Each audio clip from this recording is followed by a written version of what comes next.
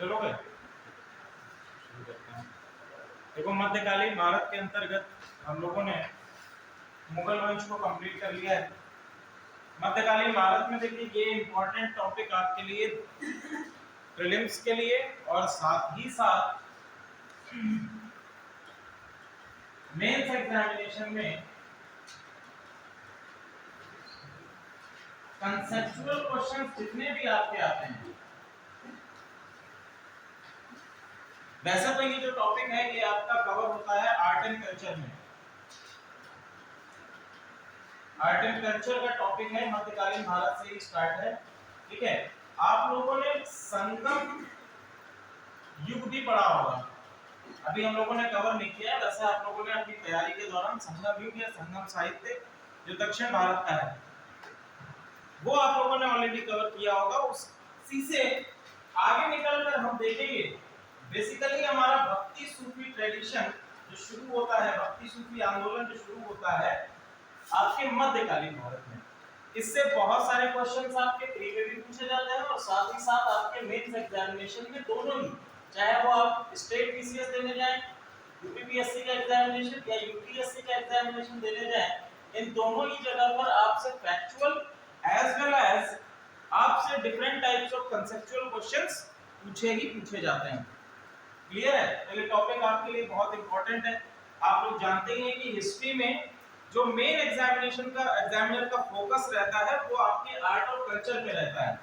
Art and culture हो गया, इसके साथ साथ सोशियो इकोनॉमिक कंडीशंस हो गई, सोशियो इकोनॉमिक कंडीशंस हो गई, जिसको आप कहेंगे कि आर्थिक सामाजिक स्थितियां हैं, उनसे रिलेटेड क्वेश्चंस। ये सभी क्वेश्चंस आपके कंसेप्चुअल क्वेश्चंस बनते हैं। तो ये जो लेक्चर हम लोग करने जा रहे हैं इसमें आप लोग ध्यान रखिएगा कि अपने कंसेप्ट को बेहतर तरह से समझिए। दूसरी चीज आपसे मैं आग्रह करूंगा कि इस टॉपिक को समझने से पहले आपके जितने भी व्यक्तिगत पूर्वाग्रह हैं,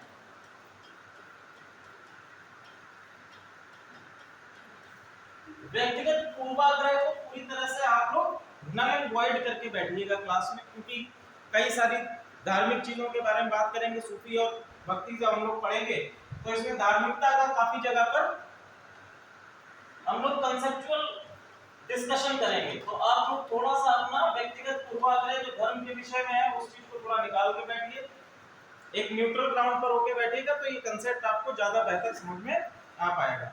सब्जेक्ट को आप किस हिसाब से पढ़ेंगे? इतिहास के तौर पर, कि हम लोग क्या पढ़ रहे हैं? इतिहास पढ़ रहे हैं, जो हमारा ऐतिहासिक जो प्रमाणिकता है उनको पढ़ रहे हैं और एग्जामिनेशन के पर्सपेक्टिव से पढ़ रहे हैं। बाकी चीजों को आप लोग बिल्कुल अपने पूर्वाग्रह को निकाल के बैठिए। ठीक है, तो हम लोग बात करते हैं। सबसे पहले हम लोग ले लेंगे अपना भक्ति आंदोलन। अभी सूफी आंदोलन देखिए, भक्ति आंदोलन और सूफी आंदोलन दोनों एक दूसरे से बहुत ज्यादा सिमिलर हम लोग पाएंगे। अभी कई सारी चीजों के बारे में बात करेंगे। दो तीन चीजें और टॉपिक्स हैं जो इसमें आप लोगों के रहेंगे और हर जगह पर हम लोग डिस्कस करते रहेंगे। जैसे आपका सबसे पहला है जाति व्यवस्था या समाज की वर्ण व्यवस्था, क्योंकि भक्ति सूफी आंदोलन का एक सबसे बड़ा आधार आपको मिलेगा। समय समय पर आप देखेंगे कि उत्तर भारत में जब भक्ति आंदोलन जाता है तो उसमें जाति व्यवस्था को ग्रहण किया गया, या जाति व्यवस्था को उन आंदोलनों के अंतर्गत जो उसमें डिफरेंट आपके स्कॉलर्स हैं या हम कहेंगे कि जो डिफरेंट फिलोसफर्स हैं उन्होंने जाति व्यवस्था को अंगीकृत किया या अंगीकृत नहीं किया। साथ ही साथ दूसरी चीज हम लोग इसमें डिस्कस करेंगे मूर्ति पूजा को।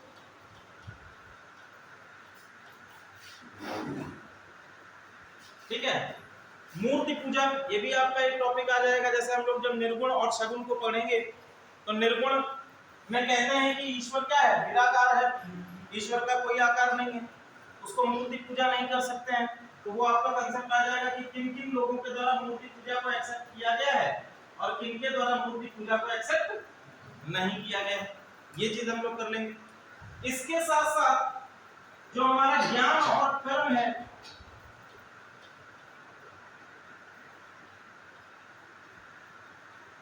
और पुरुषार्थ, इन चारों चीजों को हम लोग अपने कंसेप्ट के साथ में लेकर चलेंगे। क्लियर है यहां तक? चलो अब हम लोग इसकी शुरुआत देखते हैं। सिंधु घाटी सभ्यता हम लोगों ने पढ़ा था।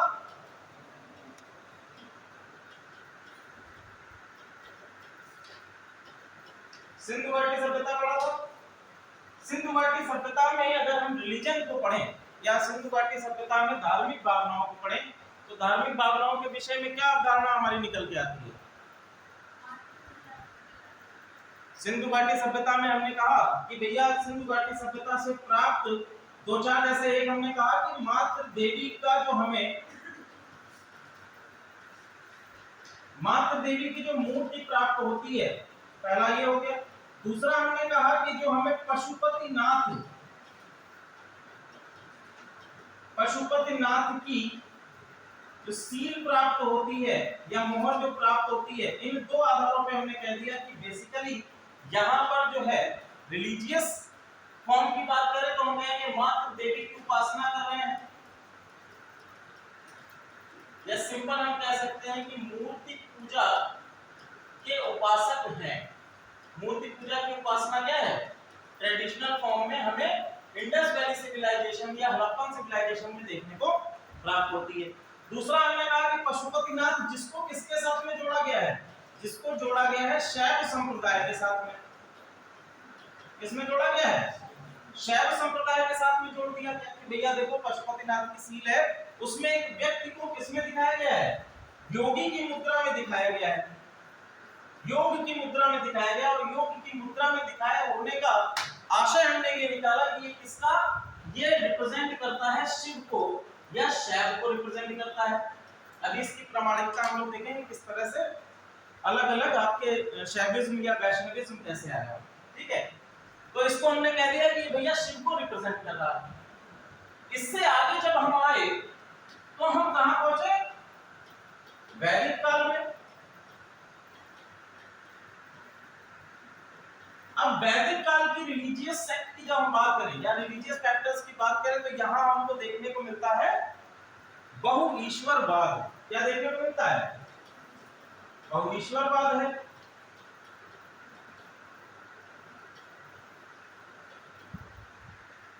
या हम कहें कि हमारे जो ऋग्वेद हैं, जो हमारे डिफरेंट वेद हैं, ऋग्वेद वैदिक काल का प्रमुख है, तो इसमें डिफरेंट हमको डायटीज मिलती हैं। डिफरेंट डायटीज कौन कौन सी हैं? जैसे आपकी इंद्र है, वरुण है। अब देखो यहां पर भी वैदिक काल में भी मूर्ति पूजा है। वैदिक काल में मूर्ति पूजा है क्या? वैदिक काल के रिलीजन को जब हम लोग डिस्कस करेंगे तो वैदिक काल में हमको मूर्ति पूजा दिखाई देती है? नहीं मिलती है। इन डायटीज का जो उपासना की जा रही है वो मूर्ति के रूप में नहीं की जा रही है। अभी भी इसको किस रूप में माना जा रहा है? निराकार रूप में माना जा रहा है। निराकार रूप में माना जा रहा है। इनकी मूर्ति पूजा नहीं की जाए। इंद्र की मूर्ति कोई नहीं बना रहा है, वरुण की कहीं पर मूर्ति नहीं बनाई जा रही। ठीक है, ये वैदिक युग की बात कर रहे हैं। सेम ट्रेडिशंस आपको देखने को मिलते हैं उत्तर वैदिक काल में। डिफरेंस केवल ये आ जाता है कि उत्तर वैदिक काल में कर्म कांडों की संख्या क्या होती है? बढ़ जाती है। कर्म कांडों पर बल दिया गया। समाज में डिफरेंट टाइप्स ऑफ जैसे आहुतियां हैं या बलि हैं, इन पर ज्यादा बल दिया गया। ईश्वर से जुड़ने का मार्ग बताया गया कि इसी के थ्रू आप क्या कर सकते हैं? सॉल्वेशन या मोक्ष प्राप्ति कर सकते हैं। धीरे धीरे जब वैदिक उत्तर वैदिक काल समाप्त हुआ तो उसके बाद दो पंथ आपके सामने आते हैं। पहला है आपका बुद्धिज्म या बौद्ध संप्रदाय, और बुद्धिज्म के बाद दूसरा आता है आपका जैन संप्रदाय। ठीक है, पहला आपका क्या आया? जैन संप्रदाय, दूसरा आया आपका बौद्ध संप्रदाय। अब देखो बौद्ध संप्रदाय में भी क्या कहा गया? मोक्ष का मार्ग बताया गया। महात्मा बुद्ध ने क्या कहा कि भैया हम जो ये संसार है ये क्या है? दुखों से भरा हुआ है, और दुखों से प्राप्ति का मार्ग अष्टांगिक मार्ग है, जिस मार्ग पे मैं चल रहा हूं। ठीक है, और आपके 10 अनुशासन है, उस मार्ग पर चलते हुए आप क्या कर सकते हैं? मोक्ष मोक्ष प्राप्ति कर सकते हैं। मैंने मोक्ष प्राप्त कर लिया है और हमारे साथ अब मैं जा रहा हूं, आप भी आइए। ठीक है। जैन संप्रदाय क्या कहता है? जैन संप्रदाय शारीरिक पीड़ा पर बल देता है। जैन संप्रदाय क्या करता है? शारीरिक पीड़ा पर बल देता है मोक्ष प्राप्ति के लिए। जैसे आप लोगों ने एक विधि देखी, संलेखना विधि। संलेखना विधि में क्या होता है? हम लोगों ने ये तथ्य पढ़ा था कि भैया कि चंद्रगुप्त मौर्य जो है, मौर्य साम्राज्य का शासक चंद्रगुप्त मौर्य अपने जीवन के अंतिम समय में श्रवण बेलगोला में जाकर संलेखना विधि के द्वारा अपना शरीर त्याग करता है। तो संलेखना विधि क्या थी? संलेखना विधि थी कि तब तक आप भूखे रहेंगे, तब तक आप भोजन ग्रहण नहीं करेंगे जब तक कि आपकी मृत्यु ना हो जाए। तो क्या शारीरिक पीड़ा है, और शारीरिक पीड़ा किसका मार्ग बनी? मोक्ष प्राप्ति का मार्ग बनी। ये जैन संप्रदाय में बताया गया। यहां तक क्लियर है? ठीक है। अब जैसे ही पोस्ट मॉडर्न पीरियड आता है, पोस्ट मॉडर्न पीरियड के बाद हम देखते हैं कि बुद्धिज्म या बौद्ध संप्रदाय धीरे धीरे डिक्लाइन होने लगता है, जैन संप्रदाय भी धीरे धीरे डिक्लाइन होने लगता है। और अब यहाँ पर एक राजवंश जिसे हम लोगों ने अभी पढ़ा था, वो आपका कौन सा राजवंश था? सातवाहन वंश। और सातवाहन वंश के अंतर्गत ही हमने ये देखा कि सबसे पहले इन्होंने स्टार्टिंग किसकी करी है? भूमि दान। सर्वप्रथम है जिन्होंने ब्राह्मणों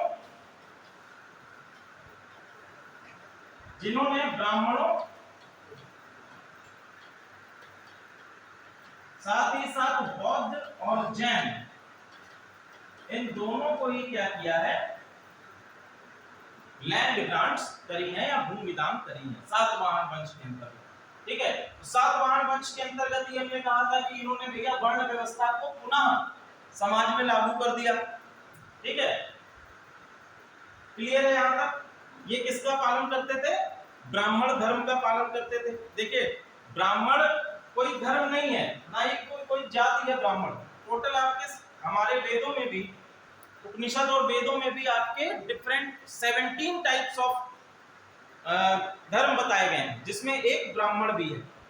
ठीक है। अभी वर्तमान समय में ब्राह्मण एक वर्ण के तौर पर बताया जाता है। ठीक है। तो ब्राह्मण जो है वो वास्तविकता में ऋग्वेदों के अनुसार कोई वर्ण नहीं है। ठीक है। लेकिन वर्ण व्यवस्था के अंतर्गत आप देखेंगे तो एक ब्राह्मण वर्ण के तौर पर बताया गया है। चलिए, ब्राह्मण की उत्पत्ति जो है वो आपकी हुई है ब्रह्म से, और ब्रह्म का मतलब है पूरा यूनिवर्स। ठीक है, पूरा ब्रह्मांड। समझ में आ रहा है? चलिए आगे हम लोग बात करते हैं। अब देखो, इन्होंने क्या करा कि इन्होंने भूमि दान करी। किसको? ब्राह्मणों को, और बौद्ध साथ ही साथ जैन को। यहां से हम लोग निकाल लेते हैं। पहला है ब्राह्मण, इधर ले आते हैं बौद्ध, और यहां ले आते हैं। यहीं से देखिए शुरुआत धीरे धीरे होगी आपकी भक्ति मूवमेंट। ब्राह्मण एक तरफ हो गए, जैन और बौद्ध। अब जो भूमि दान किया गया है, उस भूमि दान का महत्व क्या है? उस भूमि पर क्या होगा? कृषि की जाएगी। ठीक है, क्या किया जाएगा? कृषि की जाएगी। अब ये ब्राह्मण जो है ये स्वयं तो कृषि करेंगे नहीं। ये क्या करेंगे? स्वयं तो कृषि करेंगे नहीं। कृषि करने के लिए किसको लेंगे? यहां जो रह रही जनजातियां हैं, क्या है? जनजातियां हैं, और इन जनजातियों के माध्यम से ही क्या करेंगे? कृषि करने का प्रयास करेंगे। अब जब अपने आप को, साथ ही साथ इनका क्या महत्व है कि ब्राह्मण धर्म को भी, जो ब्राह्मण पूरी तरह से आप एक धर्म बना लिया है, उस धर्म को भी प्रचार करना है, आगे बढ़ाना है। ठीक है। तो भैया जब जनजातियों को सम्मिलित करेंगे, और जनजातियों के अपने देवता भी हैं। एक उदाहरण हम लोग देखते हैं। जैसे आप मथुरा के क्षेत्र में अगर बात करें, तो मथुरा के क्षेत्र में जनजातीय स्तर पर अगर हम बात करें, ठीक है, वैसे तो आप कहेंगे कि भगवान श्री कृष्ण जो है मथुरा से बिलोंग करते हैं, एक भगवान के तौर पे। लेकिन ऐतिहासिकता के तौर पर अगर हम बात करें तो पाएंगे कि यहाँ पर ये क्या है, जनजाति, और इनके प्रमुख आपके 5, या हम लोग कहते हैं इनको पंच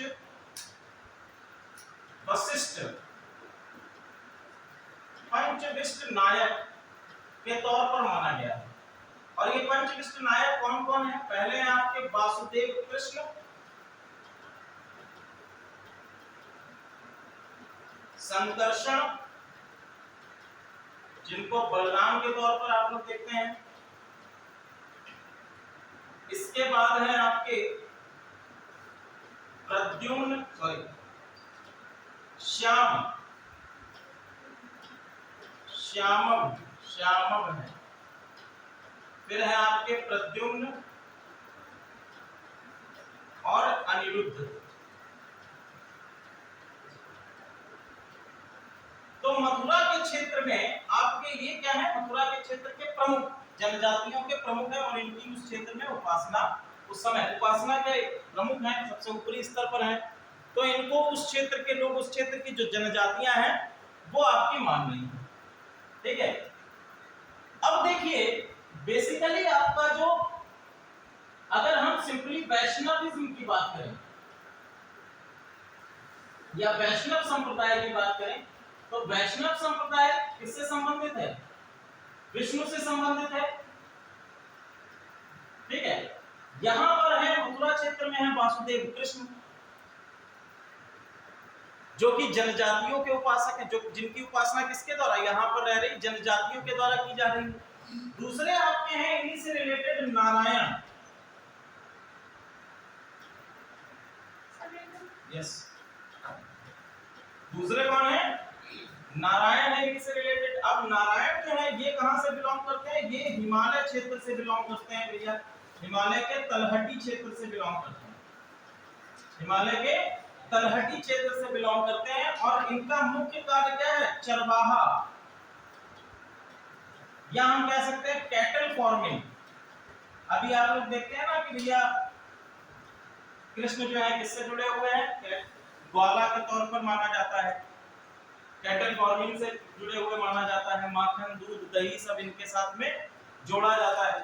ठीक है, तो यहाँ पर क्या है कि आपका जो नारायण है ये जुड़े हुए हैं, कहां से बिलोंग कर रहे हैं? हिमालय के तलहटी रीजन से ट्राइब है, उनके उपासक है ये। और इनका मुख्य कार्य क्या है? चरवाहों के देवता के तौर पर माना जाता है। देखिए शुरुआती जब आप लोग डायटीज का उद्भव होता है, जब कोई डायटी या जब किसी देवता का उद्भव होता है, तो उसका एक सिंपल होता है कि या तो हम उसकी उपासना इसलिए करते हैं कि वो उससे हमें कुछ प्राप्त हो रहा है। जैसे मान लीजिए कि वर्षा है या जल है, जल की उपासना क्यों की जाती है? जल की उपासना इसलिए, किसान इसलिए उपासना कर रहा है क्योंकि भैया जल से क्या हो रहा है? उसको सिंचाई की व्यवस्था हो रही है,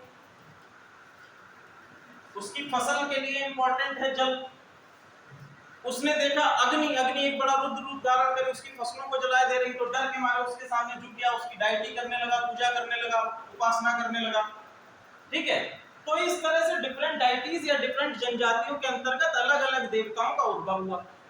अब देखिए ब्राह्मणों ने क्या किया, विष्णु का सबसे पहला जो है छांदोग्य उपनिषद है,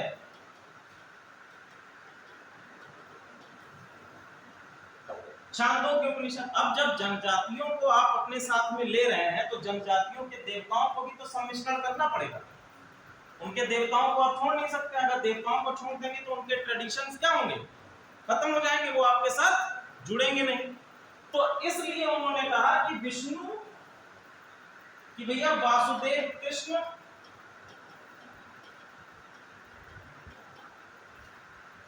नारायण और साथ ही साथ आपके विष्णु,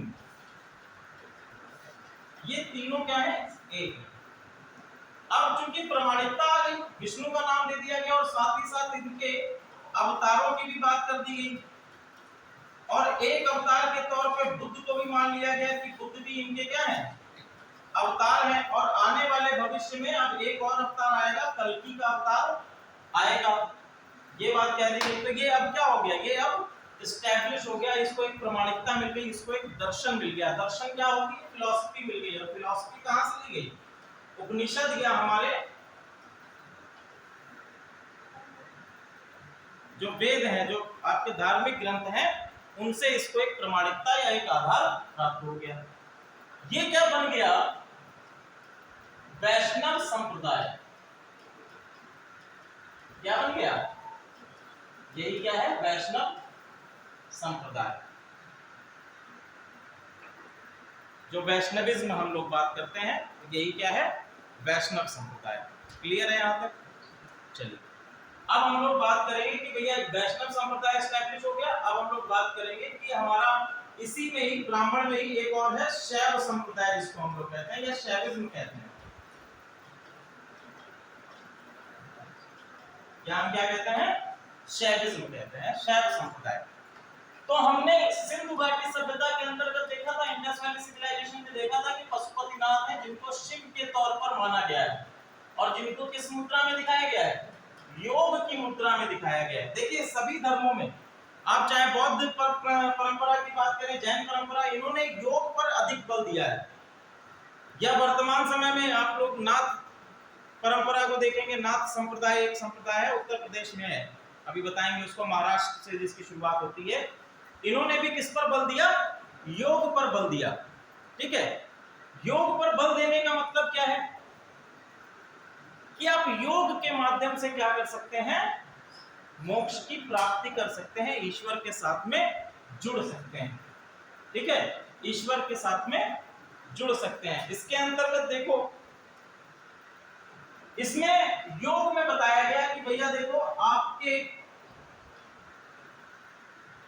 जो मेरुदंड होता है, आपकी जो मेरुदंड होती है, मेरुदंड के लेफ्ट साइड में एक नाड़ी होती है जिसको माना गया है ईरा नाड़ी। ठीक है, ईरा नाड़ी। ईरा नाड़ी कहां होती है? आपके मेरुदंड के लेफ्ट साइड में। मध्य में होती है सुषुम्ना नाड़ी।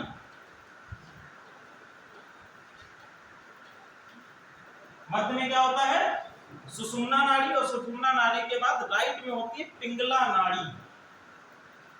पिंगला नाड़ी आपकी कहां पर है? राइट में।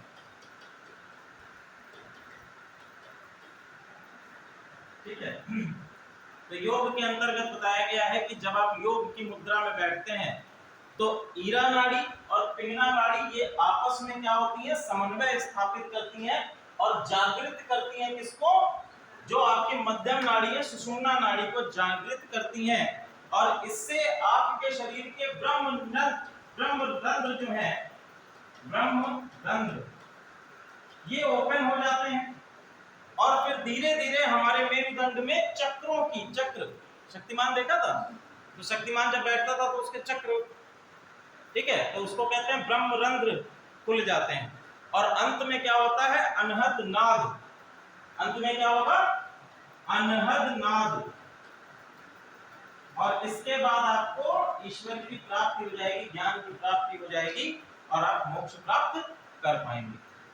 क्लियर है? ये योग में बताया गया है। अब देखो, ये तो बेसिकली इंडस वैली सिविलाइजेशन में जो योग की मुद्रा है उसका आधार है। इसको किस प्रकार से शैव संप्रदाय में जोड़ा गया? तो यहाँ पर हम लोग शिव को देख रहे हैं। शिव का उल्लेख ना ही ऋग्वेद में है, ना ही किसी अन्य वेद में है, ना ही आपके उपनिषद में है, ना ही पुराणों में, किसी में नहीं। इनका नाम किस रूप में मिलता है? किस रूप में मिलता है भैया? रुद्र के रूप में। शिव के नाम का उल्लेख नहीं है। किस नाम का उल्लेख है? रुद्र का उल्लेख है। और इसी को एसिमिलेट कर दिया गया रुद्र के साथ में, और यही बनता है क्या? शैव संप्रदाय। क्या बनता है? शैव संप्रदाय। पुराण में भी शैव पुराण है, शिव पुराण नहीं है। ठीक है, पुराण में भी शैव पुराण है, शिव पुराण नहीं।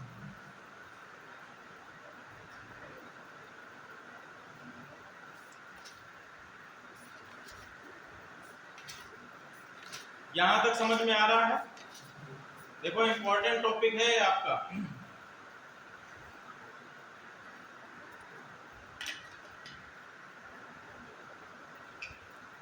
शैविज्म और वैष्णविज्म समझ में आ गया?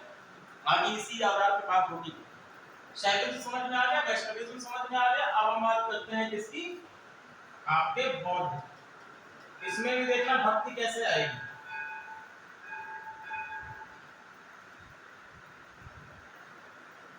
बौद्ध में भगवान बुद्ध ने जब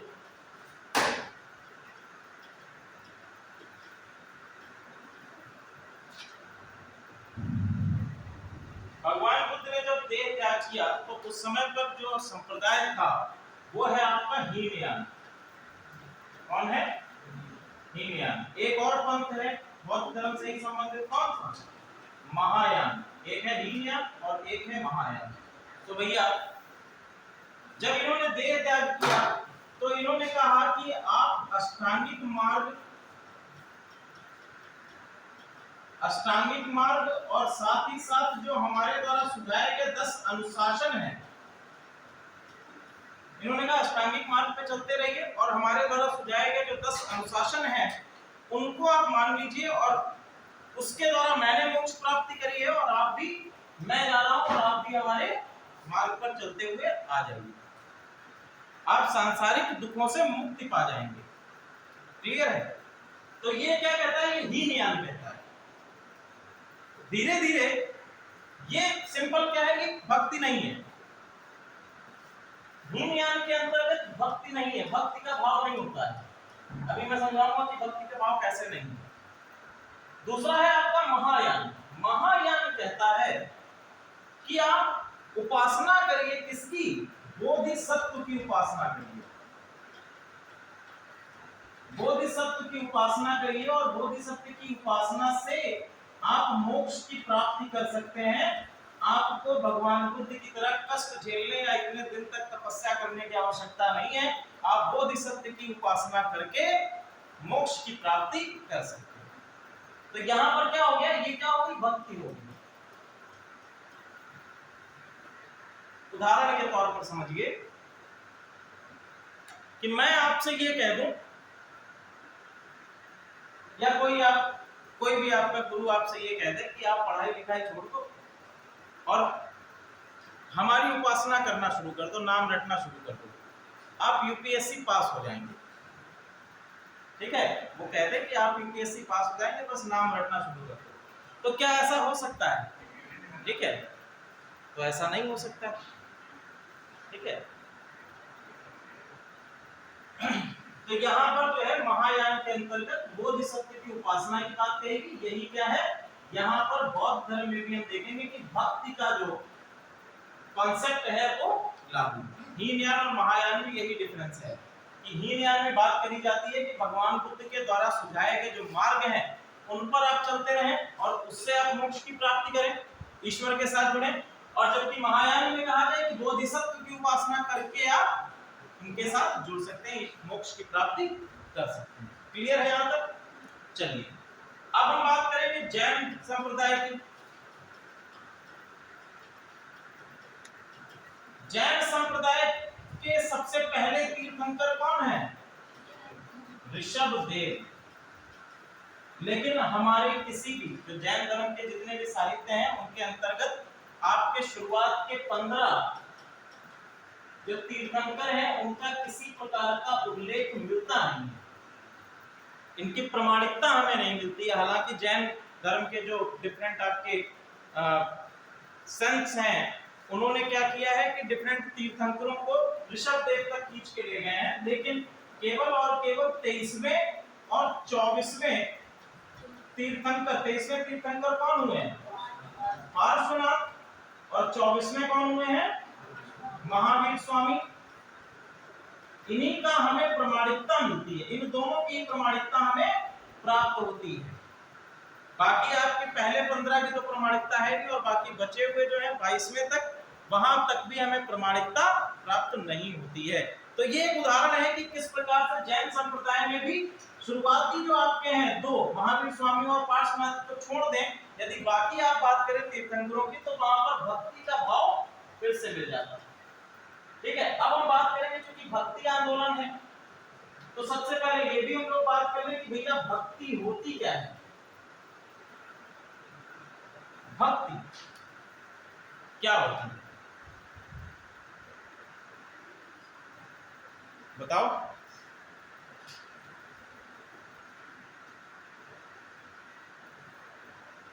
शांत क्यों हो जाते हो? बताइए मैम प्लीज, भक्ति क्या होती है? डिवोशन।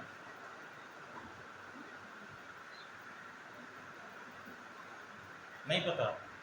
आप बताइए।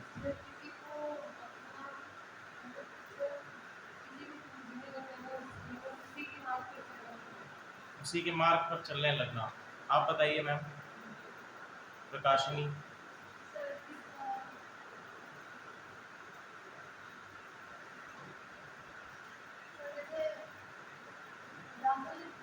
हाँ, एग्जाम्पल से बताइए।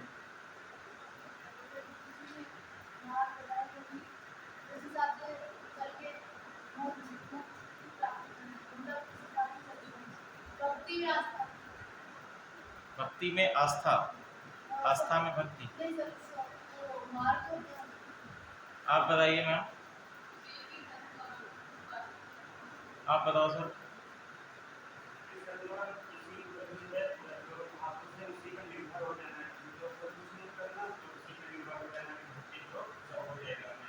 ठीक, चलो, भक्ति का मतलब देखिए, सिंपल मीनिंग अगर हम बात करें तो भक्ति को एक शब्द में हम लोग परिभाषित करते हैं, ये क्या है? अहेतुक प्रेम। भक्ति क्या है? अहेतुक प्रेम। अहेतुक का मतलब क्या है? बिना हित की आशा किए।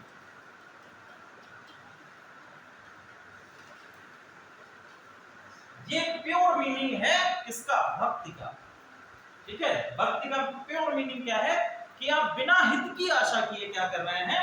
किसी के प्रति श्रद्धा या किसी के प्रति विश्वास, आस्था रख रहे हैं और उसके मार्ग का पालन भी कर रहे हैं। इसमें आपका हित नहीं जुड़ा है, इसमें आपका कोई हित नहीं जुड़ा कि भैया हम किसी की भक्ति करेंगे तो हमको उसका फल मिल जाएगा।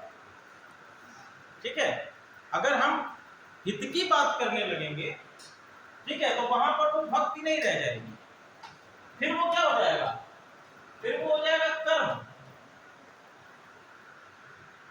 फिर क्या हो जाएगा? फिर वो कर्म हो जाएगा। क्योंकि कर्म में क्या होता है? कर्म में हमेशा ही हित जुड़ा होता है। कर्म कोई व्यक्ति करता है तो उसमें आप अपना हित देखते हैं कि भैया देखो, आप कोई कार्य कर रहे हैं तो उसमें आप ये देखेंगे कि उससे हमें एक ये लाभ हो जाएगा। उसमें आप आर्थिक लाभ भी जो सोच सकते हैं या अन्य लाभ भी सोच सकते हैं, तो वो कर्म हो जाएगा, वो भक्ति नहीं रह जाएगी यदि उसमें हित जुड़ जाएगा। ठीक है, और भारतीय ट्रेडिशंस के अनुसार जो मोक्ष प्राप्ति का मार्ग है वो तीन बताए गए हैं। पहला है आपका ज्ञान, दूसरा है कर्म और तीसरा है भक्ति। क्या है? ज्ञान, कर्म और फिर बताया गया है क्या? भक्ति। या तो आप ज्ञान, जैसे बौद्ध धर्म में देखें तो बौद्ध धर्म क्या कहता है कि ज्ञान प्राप्ति क्या है? मोक्ष प्राप्ति का आधार है। आप ज्ञान प्राप्त कर लेंगे तो मतलब आपको मोक्ष प्राप्ति हो गई। दूसरा है कर्म, जैसे गीता के अनुसार होता है, तो गीता के अनुसार क्या कहता है कि कर्म, जैसे एक आपका यूपीएससी में क्वेश्चन पूछा जा चुका है, अभी में एक यूपीएससी में क्वेश्चन पूछा गया है कि गीता में, भगवत गीता में प्रमुखता से बल किस पर दिया गया है?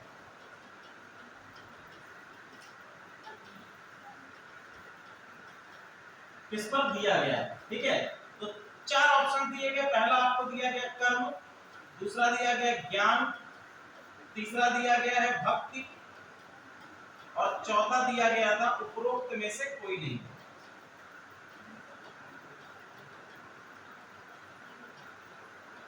उपरोक्त में कोई नहीं, तो आप बताइए कि इसका सही आंसर क्या है? कर्म है। उदाहरण बताइए, उदाहरण में दे रहा हूं, उसके बाद आप आंसर करिएगा। ठीक है, एक समय ऐसा आया युद्ध के दौरान, महाभारत के युद्ध के दौरान एक समय ऐसा आया जब अर्जुन ने अपने शस्त्रों को त्याग दिया। उन्होंने जब अपने सामने अपने भाई, अपने किन को देखा, अपने परिवार को देखा, तो उन्होंने शस्त्रों का त्याग कर दिया और युद्ध करने से मना कर दिया। तब भगवान श्री कृष्ण खड़े होते हैं और भगवान श्री कृष्ण कहते हैं कि मेरा विराट रूप देखो, अपना विराट रूप दिखाया। कह रहे ये तुम नहीं कर रहे हो, ये कौन कर रहा है? ये तो मैं कर रहा हूं। और ये आपको किसके लिए करना है? मेरे लिए करना है। आप ये मान के चलो कि आप हो ही नहीं।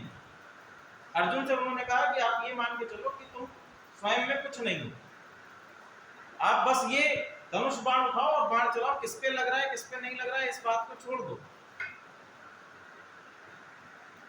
तब अर्जुन ने शस्त्रों को उठाया और युद्ध किया। तो क्या यहाँ पे अर्जुन का ये कर्म था? नहीं था, क्योंकि ये क्या है? ये तो एक भक्ति है किसके प्रति? कृष्ण के प्रति। कृष्ण ने उन्होंने कहा कि भैया तुम नहीं हो। जो उन्होंने विराट रूप दिखाया उसमें उन्होंने कहा कि ये क्या है? ये रूप है मेरा, और देखो मैं ही संसार और मुझ में सारे संसार समाये हैं, और मेरे लिए तुम मेरे लिए ये कार्य करोगे। तो उन्होंने बिना आंखें बिना को सोचे समझे आंख मूंद के युद्ध करना प्रारंभ कर दिया। ठीक है, तो यहाँ पर यूपीएससी ने भी इसका आंसर जो है वो भक्ति पर प्रधानता बताई है। गीता में प्रमुखता से बल भक्ति पर दिया गया है, ना कि कर्म। ठीक है, और ये मैं नहीं कहता, ये यूपीएससी कहती है, क्योंकि यूपीएससी में ये क्वेश्चन पूछा जा चुका है और उसका आंसर भी क्या है? भक्ति। क्लियर है? चलो आगे हम लोग बात करेंगे। तो भक्ति का समझ में आ गया क्या मतलब होता है? भक्ति का मतलब होता है अहेतुक प्रेम जिसमें किसी प्रकार का हित ना। क्लियर है? अब उत्तर भारत में सातवाहन वंश में हमने देखा कि आपका धीरे धीरे भक्ति को प्रमाणिकता या भक्ति को धीरे धीरे क्या दिया जा रहा है? बढ़ावा मिल रहा है। अब ये पहुंचती है कहां पर? दक्षिण भारत में।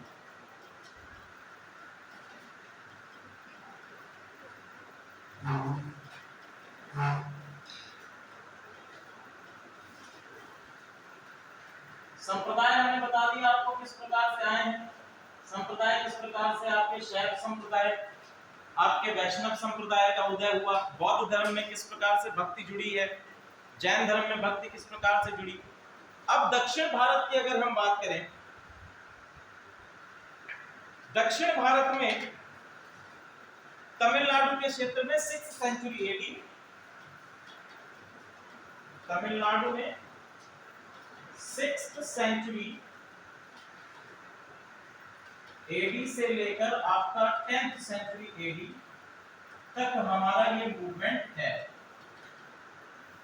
6वीं शताब्दी से लेकर 10वीं शताब्दी तक आपका ये होता है। अब देखो इसमें यहाँ पर आपके दो संप्रदाय आपको देखने को मिले। यहाँ पर जैसे ही आपका ये आता है तो दो संप्रदाय आपके बट जाते हैं। पहला है आपका अलवर और दूसरा है आपका नयनार। पहले आपके हो गए अलवर और दूसरे हो गए आपके नयनार। पहले अलवर हो गए। भक्ति सूफी मूवमेंट में आप लोग हमेशा ध्यान रखिएगा कि इन्होंने दो चार चीजें, जो दो चार कंसेप्ट हैं वो हमेशा ध्यान में रखिएगा। इन्होंने हमेशा ही जाति प्रथा का विरोध किया है। ठीक है, इन्होंने हमेशा ही बाल विवाह, विधवा पुनर्विवाह को, बाल विवाह का विरोध किया है, विधवा पुनर्विवाह का सपोर्ट किया है। ठीक है, कर्मकांडों की महत्वता पर विचार नहीं किया है, कर्मकांडों के महत्व को नहीं माना है। क्लियर है? चलो, तो आपके दो मिलते हैं हमको। पहला मिलता है अलवर और दूसरा मिलता है नयनार। अलवर हो गए और नयनार हो गए। अलवर कौन है? अलवर पंथ कौन है? बोलो भाई, अलवर किसको कहते हैं? अलवर विष्णु के उपासक, या हम कह सकते हैं किससे संबंधित है? वैष्णव संप्रदाय से संबंधित है। वैष्णव संप्रदाय से संबंधित है कौन? अलवर। और नयनार कौन है? जो आपके शैव या शिव संप्रदाय से संबंधित हैं।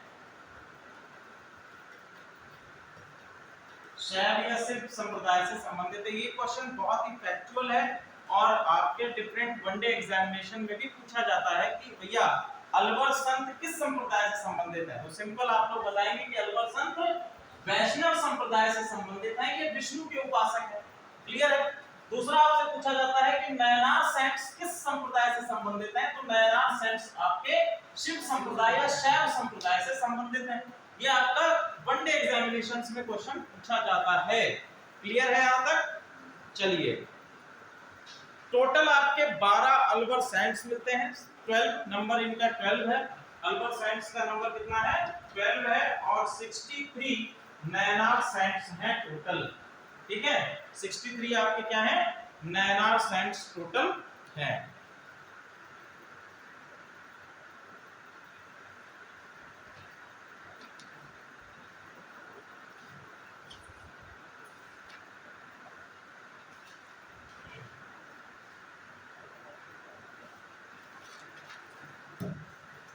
संगम साहित्य को आप लोगों ने संगम साहित्य के बारे में थोड़ा बहुत पढ़ा है कि नहीं पढ़ा? संगम साहित्य पढ़ाएंगे।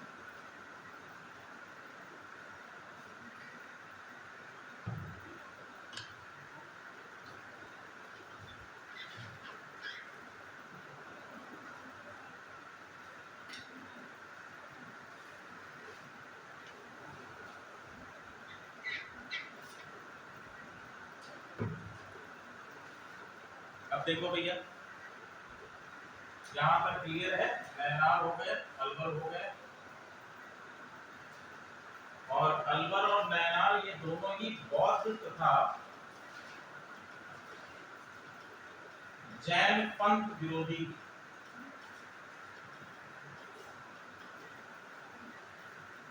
दोनों, ठीक है, बौद्ध तथा जैन पंथ विरोधी रहेंगे।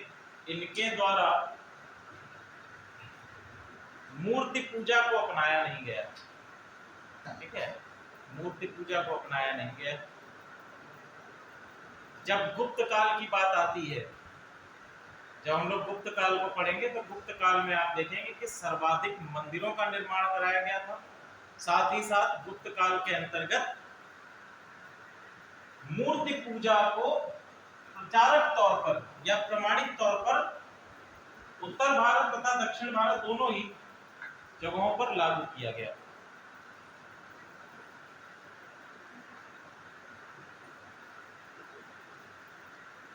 अल्बर सैंड्स हो गया। अल्बर सैंड्स में एक लिख लीजिए, अल्बर में ही संत का नाम है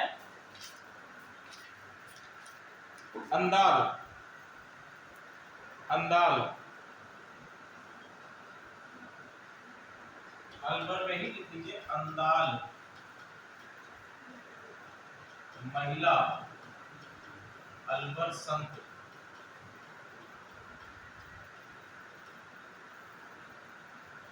एक और संत है ओडिया, ओडिया, ओडी, ओडिया, ओडी।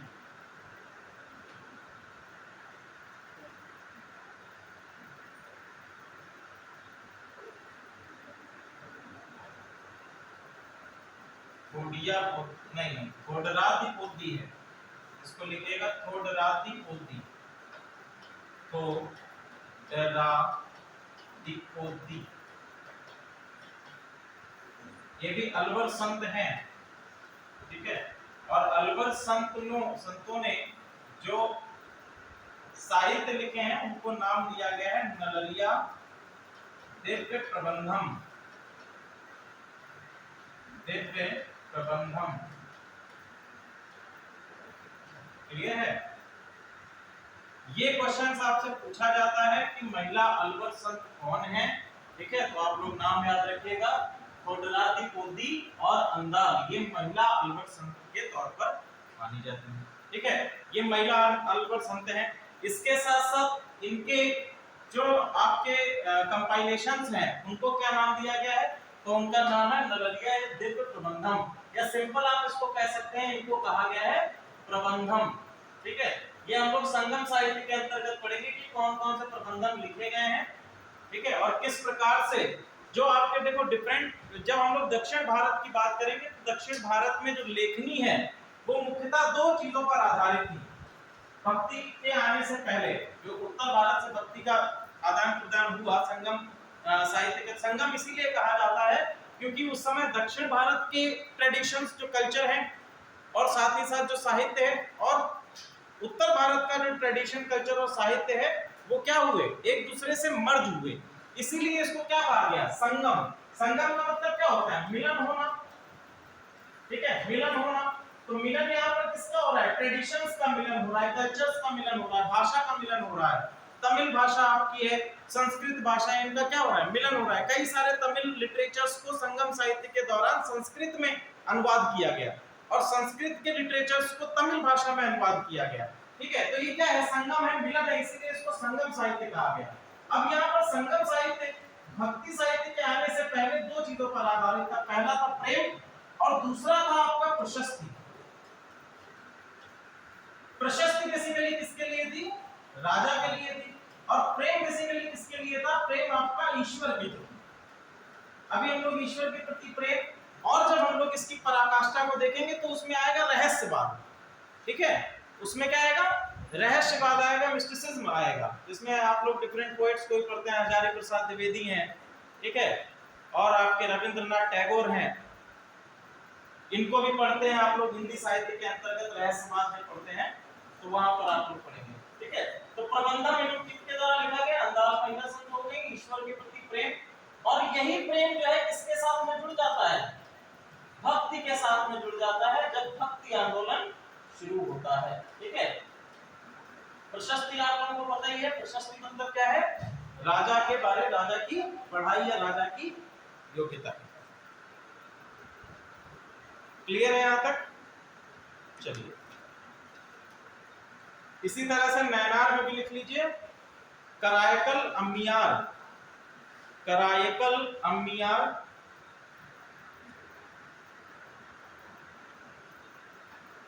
करायकल अम्मियार, ये महिला नैनार संत हैं। नैनार करायकल अम्मियार महिला नैनार संत हैं।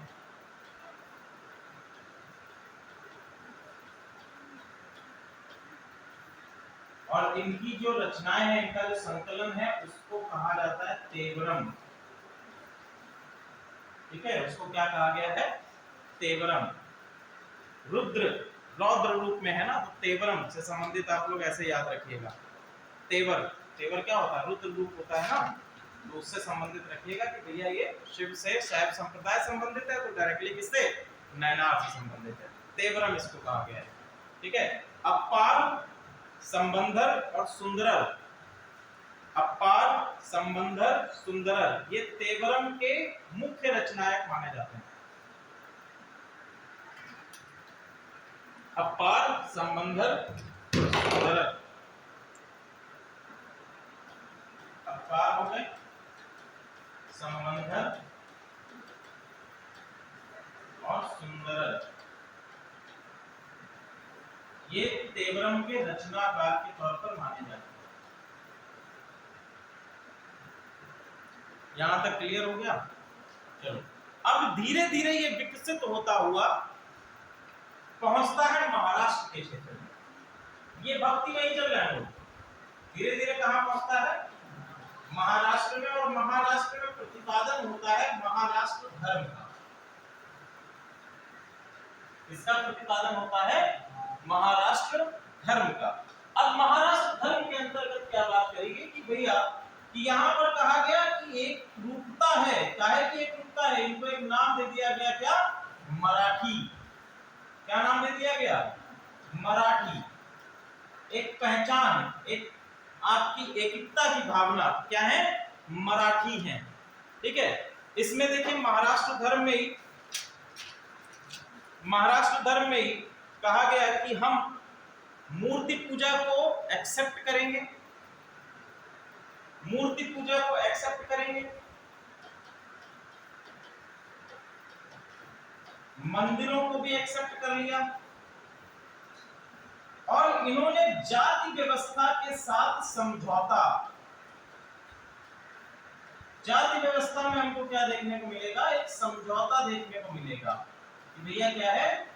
एक समझौता प्रतिपादित हो गया कि अब इन्होंने क्या किया। देखो भारत में जब हम लोग पढ़ते हैं तो वैदिक काल या उत्तर वैदिक काल में हम देखेंगे कि शूद्रों और महिलाओं को, शूद्रों और महिलाओं को वेदों को पढ़ने की अनुमति नहीं थी। कि आप इनको पढ़ नहीं सकते हैं। तो अब क्या किया गया, ब्राह्मणों ने एक नया तरीका निकाला, उन्होंने रचना किसकी करी, पुराणों की रचना करी। ठीक है, क्या की रचना करी, पुराणों की रचना करी, और इन्होंने कहा कि इनको पढ़ सकते हैं, इनको महिलाएं भी पढ़ सकती हैं और शूद्र भी पढ़ सकते हैं पुराणों को। ठीक है, तो डेप्रीव्ड क्लास भी पढ़ सकते हैं। इसको इन्होंने क्या किया कि जाति, ये क्या है, ये उदाहरण है कि जाति व्यवस्था को क्या कर रहे हैं, जाति व्यवस्था को अपने साथ जोड़ रहे हैं। ये जाति व्यवस्था के साथ में एक समझौते जैसी स्थिति हो जाती है। ठीक है, ये क्या हो गया कि जाति व्यवस्था के साथ में समझौता। तो इन्होंने कहा कि मराठी महाराष्ट्र धर्म के अंतर्गत आ गया कि भैया आप एक है, सभी क्या है, there is no discrimination on the basis of caste religion, किसी भी बेसिस पर कोई डिस्क्रिमिनेशन है, सभी क्या है, मराठी है, कोई जाति नहीं है, कोई धर्म नहीं है, सभी को क्या कहा जाएगा, महाराष्ट्र में रहने वाले सभी मराठी रह जाएंगे। एक लैंग्वेज का विकास होगा, मराठी भाषा का, मंदिरों को एक्सेप्ट कर लिया, ये भक्ति के अंतर्गत है। यहां पर इसके साथ ही एक और संप्रदाय निकल के आता है, नाथ संप्रदाय। नाथ संप्रदाय किसके द्वारा शुरू किया गया भैया, मसेंद्र नाथ के द्वारा। मसेंद्र नाथ के द्वारा शुरू किया गया। अब नाथ संप्रदाय जो है बेसिकली किससे जुड़ा हुआ था, नाथ संप्रदाय की जब आप हिस्ट्री पढ़ेंगे तो नाथ संप्रदाय वर्णाश्रम व्यवस्था, जो आपकी वर्ण व्यवस्था है, उसको पूरी तरह से क्या करता था, विरोध करता था, वर्णाश्रम व्यवस्था। और ये किसी भी हिंदू धर्म के साथ में जुड़ा भी नहीं। नाथ संप्रदाय, मसेंद्र नाथ के प्रिंसिपल आपके हुए कौन, गोरखनाथ, गोरखपुर में जिनका मंदिर बना हुआ है, जिसके वर्तमान समय में मठाधीश हमारे मुख्यमंत्री श्री योगी आदित्यनाथ जी, ये नाथ संप्रदाय से ही निकला हुआ है। ठीक है,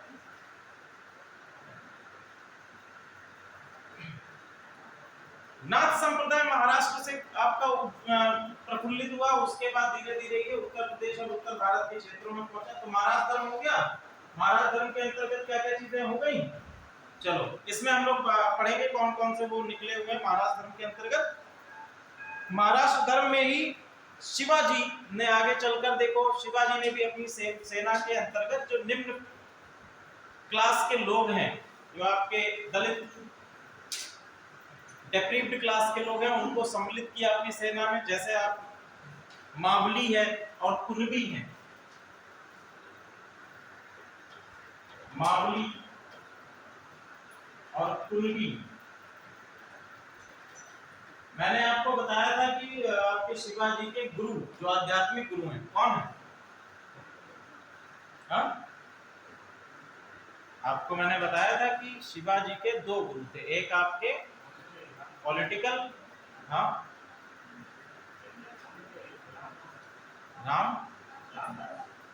रामदास। ठीक है, तो रामदास जो है ये आपके महाराष्ट्र धर्म से ही जुड़े, और इन्होंने ही प्रतिपादन किया कि भैया जाति व्यवस्था नहीं होनी चाहिए, उसके साथ में समझौता किया। और अंत में हम लोग देखेंगे कि शिवाजी ने अपनी सेना में शामिल किया डेप्रीव्ड क्लास, या हम कह सकते हैं कि शूद्र या फिर दलित वर्ग को भी सम्मिलित किया, जिसमें मावली और कुनबी ये दो आपकी प्रमुख रूप से जानी जाती है कि इनको सम्मिलित किया गया। क्लियर है यहां तक?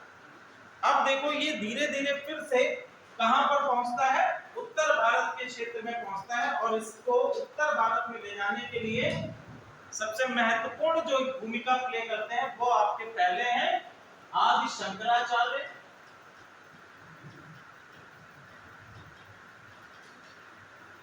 और दूसरे हैं आपके रामानंद।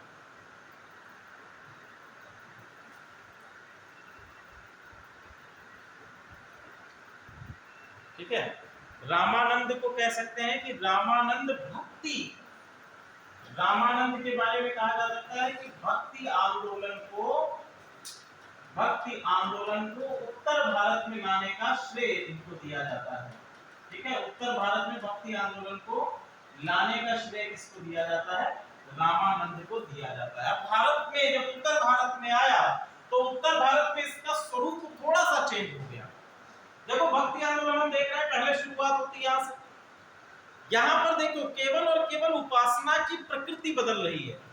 क्या हो रहा है, उपासना की प्रकृति बदल रही है, यानी कि जो आपका ट्रेडिशन है, जो आपका ट्रेडिशन है, किसी की उपासना करने का तरीका जो है वो चेंज हो रहा है। अभी भी आप किस पर हैं? ईश्वर को ही, भाई मान तो ईश्वर को ही रहे ना, बस ट्रेडिशन बदल जा रहा है। कहीं आप मूर्ति पूजा कर रहे हैं, कहीं आप मूर्ति पूजा नहीं कर रहे हैं। ठीक है, अभी हम बताएंगे कि द्वैतवाद और अद्वैतवाद क्या है। चलिए, उत्तर भारत में ले गए। उत्तर भारत में इसकी प्रकृति बदल गई और उत्तर भारत में यह दो पंथों में विभाजित हो गया।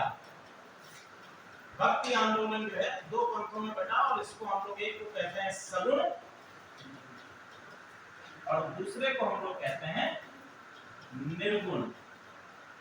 ठीक है, यूपीएससी में ज्यादातर क्वेश्चन आपके निर्गुण संप्रदाय से रिलेटेड पूछे जाते हैं। ठीक है, निर्गुण संप्रदाय से रिलेटेड क्वेश्चंस आपके ज्यादा पूछे जाते हैं। क्लियर है यहाँ तक? अब समझिए कि सगुण और निर्गुण में डिफरेंस क्या है। अभी तक बात किसकी चल रही थी? मोक्ष का। ठीक है, अब डिफरेंट हम लोगों ने इसके जो जर्नी है उसमें देखा कि मूर्ति पूजा को माना गया, मूर्ति पूजा को नहीं माना गया। ठीक है, सगुण और निर्गुण का कांसेप्ट इसी चीज पर आधारित है। सगुण का मतलब होता है कि जब हम ईश्वर को एक आकार प्रदान कर देते हैं, ईश्वर को एक कह देते हैं भैया ईश्वर क्या है, एक आकार में है, उसकी एक प्रकृति है। कि आपने राम को देखा तो उनकी एक उपासना, उनकी एक तस्वीर लगा के उसकी पूजा, उनको एक आकार दे दिया। ठीक है, आपने किसी देवता को क्या कर दिया? एक आकार दे दिया, तो हमने कह दिया कि ये क्या है? सगुण। तो ये सगुण विचारधारा। ठीक है, अब हम बात करें कि निर्गुण विचारधारा। तो निर्गुण विचारधारा आधारित होती है किस पे? निराकार, जिसको कहा जाता है निराकार। की ईश्वर क्या है? ईश्वर का कोई भी आकार नहीं है, ईश्वर हर एक कण में समाया हुआ है। हमारे अंदर भी ईश्वर है, आपके अंदर भी ईश्वर है। यहाँ पर पृथ्वी का जो भी कण है, पूरे ब्रह्मांड का जो भी कण है, उन सभी कणों में ईश्वर विद्यमान है। यही विचारधारा क्या कहती है? निर्गुण विचारधारा कहती है। ठीक है, और निर्गुण विचारधारा जो है सिंपली आपकी रिलेट किससे करती है? सूफी संप्रदाय से भी रिलेट करेगी। या हम लोग जो सूफी आंदोलन पढ़ेंगे, सूफी संप्रदाय है, बेसिकली आप सूफी आंदोलन इसको कहिए। निर्गुण विचारधारा को अभी जोड़ेंगे हम लोग सूफी आंदोलन के साथ में, क्योंकि सूफी आंदोलन भी यही कहता है। ठीक है, सूफी आंदोलन भी यही कहता है। मंसूर अल हज्जाज की जब हम बात करें, देखो एक आपके सूफी आंदोलन के अंतर्गत है मंसूर अल हज्जाज। मंसूर अल हज्जाज ये सूफी आंदोलन के अंतर्गत है। तो मंसूर अल हज्जाज ने सबसे पहले हम लोग कहेंगे कि सूफिज्म को उद्भव किया, या सूफिज्म के संस्थापक के तौर पे भी इनको माना जा सकता है। ठीक है, सूफिज्म का मतलब होता है कि अगर हम लोग इसका सूफी का वास्तविक अर्थ निकालें या हम लोग शाब्दिक अर्थ निकालें, इसका मतलब होता है प्योर टू हार्ट। प्योर या हम लोग कहते हैं शुद्ध, जो कि मेंटली रूप से, हृदय के रूप से पूरी तरह से शुद्ध हो, प्योर हो, उसको हम लोग कहेंगे सूफी।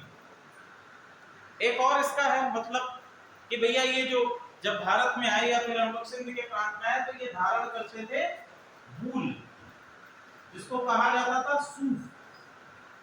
ठीक है, तो ये जो सूफ धारण करते थे उसके आधार पर इनका नाम सूफी पड़ा। खैर वो अलग की बात है। मंसूर अल हज्जाज की कहानी पर आते हैं। तो मंसूर अल हज्जाज ने कहा अन अल हक, क्या कहा? अन अल हक, अन अल हक। इसका मतलब क्या है? इसका मतलब है कि मैं ईश्वर हूं।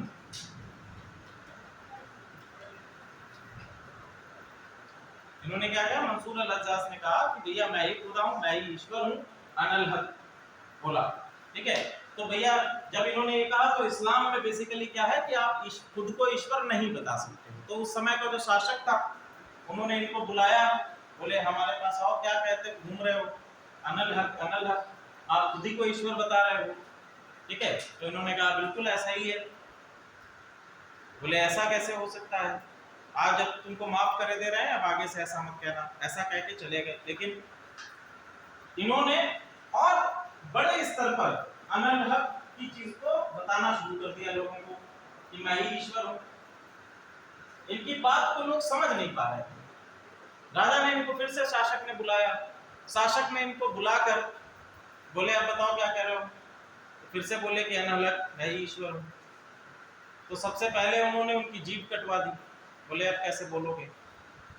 तो जीभ कटने के बाद खून निकला, तो उन्होंने अपने खून से जमीन पर लिख दिया अनहलक। तो हाथ कटवा दिए, हाथ कटवा दिए। हाथ कटवाने के बाद उसी समय पर अजान का वक्त हो गया, नमाज का वक्त हो गया। तो नमाज के लिए हाथ फैलाए तो खून से स्वयं से लिखने लगा जमीन पर अनहल हक। ठीक है, तो इस प्रकार से अंत में उनकी हत्या कराकर, हत्या कराने के बाद, मंसूर अल-हज्जाज की हत्या कराने के बाद इनको जला दिया गया। इस्लाम में क्या होता है कि इस्लाम में दफनाया जाता है, लेकिन शासक ने सोचा कि अगर हम इनको दफना देंगे तो इस्लाम के अंतर्गत ही एक और संप्रदाय का उद्भव हो जाएगा। तो इन्होंने कहा कि इनको जला देते हैं। और जलाने के बाद जब उनके जो रेलिक्स होती, जो इनकी हड्डियां थी, उनको जब हवा में उड़ाया, हवा चली तो हवा से साथ उड़ी, तो हवा में भी लिखने लगा अनहल हक। तब लोगों ने समझा, तब उस शासक की आंखों में आंसू आ गए और वो समझा कि भैया देखो अनहल का मतलब क्या है कि सभी में ईश्वर विद्यमान है। सभी में ईश्वर, ये कहना क्या चाह रहे थे कि सभी में ईश्वर विद्यमान है, ये कहना चाह रहे थे, ना कि खुद को ईश्वर बता रहे। ठीक है, तो यही चीज क्या कहती है, यही चीज हमारी कहती है, निर्गुण संप्रदाय जो है यही तो बात कहता है। अब कबीर जो है, कबीर को एक समाज सुधारक के तौर पर भी देखा जाता है। आपके कबीर हो गए, गुरु नानक हो गए, ये किससे जुड़े हुए हैं? निर्गुण संप्रदाय से ही तो है। ठीक है, सगुण संप्रदाय से तो है नहीं। और इनको समाज सुधारक के तौर पर भी जोड़ा जाता है। क्या इनको समाज सुधारक कह सकते हैं? समाज सुधारक के तौर पर इनको कह सकते हैं? कोई ऐसा इन्होंने काम किया? कबीर जी तो पढ़े लिखे भी नहीं थे। ठीक है, कबीर जी पढ़े लिखे थे क्या? कबीर जी खुद भी कहते थे मासिक कागज छुओ नहीं। कभी मैंने ना कागज छुआ, ना कभी मैंने कलम छुई। लेकिन उनके द्वारा जो बातें कही गई, उनके जो आप दोहे देखेंगे, कबीर जी के दोहे देखेंगे, उसमें उन्होंने जो सामाजिक रूप से व्याप्त कुरीतियां हैं उनको कुरेदा, और वो भी इतना तीक्ष्ण रूप से कि समाज के लोग उस पर आंसर नहीं कर पाए। ठीक है, जैसे हिंदू धर्म की कुरीतियों पर उन्होंने कहा कि पाथर पूजे हर मिले तो मैं पूजू पहाड़। मुस्लिम धर्म में उन्होंने कहा कि देखो अजान होती है तो इतनी जोर से चिल्लाते हैं कि अल्लाह बहरा हो गया। तो इतना कटु शब्दों में उन्होंने कहा है, दोनों ही पंथों के लिए। महिलाओं के लिए कहा कि चलिए कुलबोर ने गंगा नहाए। ठीक है, कि देखो ईश्वर कहाँ है, आपके माता पिता के उसमें है। आप माता पिता को छोड़कर जा रहे हो तीर्थ करने, उनसे लड़ाई करके घर पे। तो उन्होंने उससे कहा कि चलिए कुलबोरनी गंगा नहाए। तो कटु शब्दों में उन्होंने जो समाज में व्याप्त कुरीतियां हैं उनको दर्शाया, और यही बेसिस बनता है समाज सुधारक होने का। और यही काम क्या गुरु नानक देव ने भी किया। गुरु नानक देव ने भी एक काम निर्गुण परंपरा से बिलोंग करते हैं, समाज की कुरीतियों पर वार किया। यहां तक सारी चीजें क्लियर आप लोगों को समझ में आ रही? चलो, इसमें आप लोग पहली महिला सूफी का नाम लिख लीजिए, राबिया। पहली महिला सूफी संत कौन है? राबिया।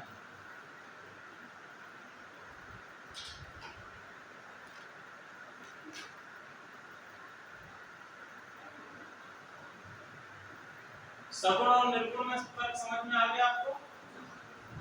क्लियर है?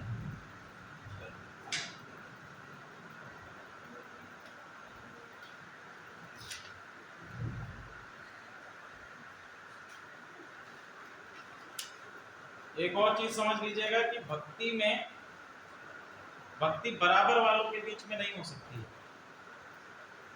ठीक है, भक्ति जो है अगर बैलेंस में है, दोनों एक ही उस पे हैं, तो भक्ति नहीं हो सकती है।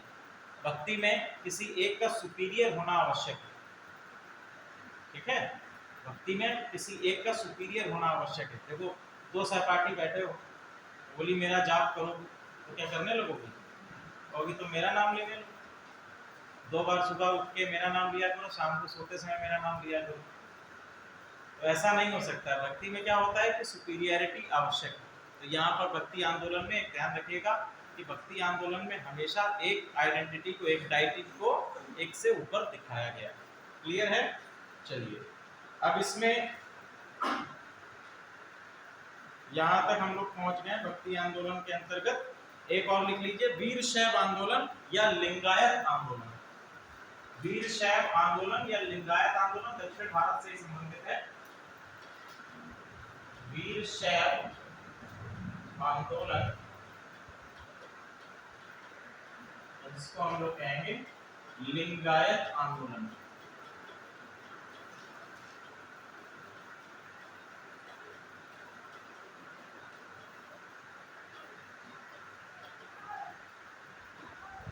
वसावना के नेतृत्व में इसको शुरू किया गया था।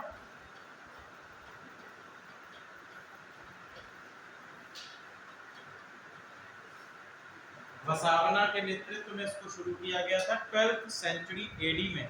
12th सेंचुरी एडी में इसको कहां पर हो रहा है भैया? ये इसका क्षेत्र है कर्नाटक, और कर्नाटक में उस समय कलचुरी वंश का शासन है। कलचुरी राजवंश, ठीक है, कलचुरी राजवंश का शासन है। कर्नाटक से इसकी शुरुआत हो रही है। वीरशैव का मतलब होता है शिव के नायक या हीरोज ऑफ शिवा। शिव के नायक या हीरोज ऑफ शिवा। वीरशैव का अगर हम लोग अर्थ निकालें, सिंपल अर्थ क्या निकल आएगा? वीरशैव या शिव के नायक निकल कर आ जाएगा, हीरोज ऑफ शिवा। क्लियर है? अब देखो भैया, इन्होंने क्या क्या चीजें कही। पहली कि बेसिकली ये किससे संबंधित है? शैव संप्रदाय से संबंधित है। तो शिव के उपासक हैं। बाएं हाथ पर शिवलिंग धारण करना इनकी प्रमुखता है। बाएं कंधे पर शिवलिंग धारण करना।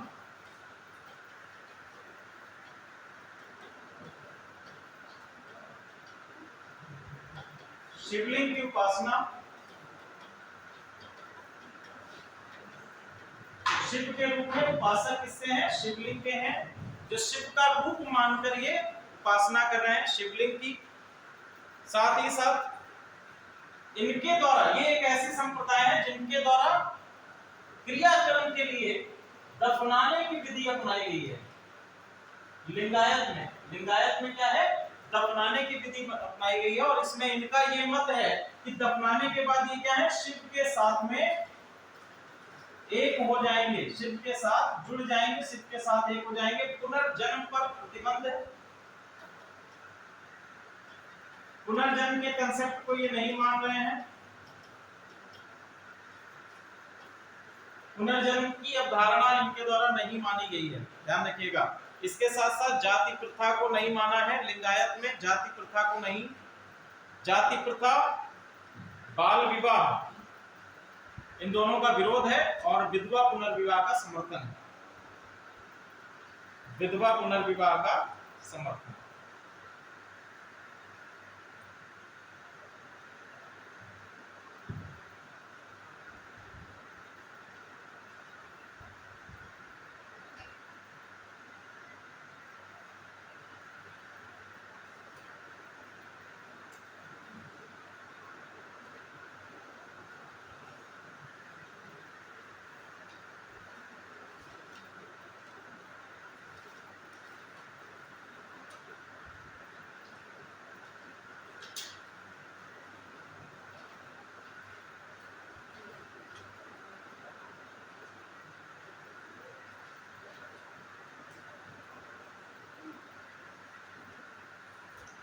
चलो, अब लिखो भैया, भक्ति आंदोलन के प्रमुख बिंदु या कैरेक्टरिस्टिक्स ऑफ भक्ति आंदोलन।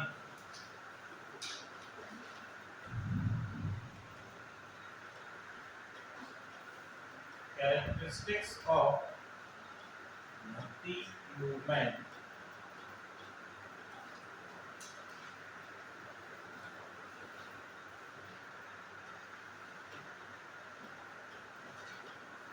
आंदोलन की विशेषताएं।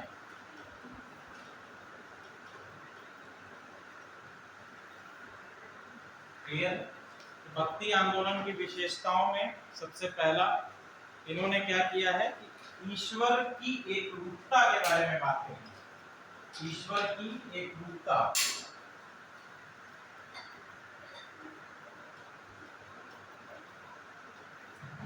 अब देखो ईश्वर की एकरूपता के अंतर्गत दो चीजें आएंगी। पहला हम लोग बात करेंगे, एक आपका आता है द्वैतवाद और दूसरा है अद्वैतवाद।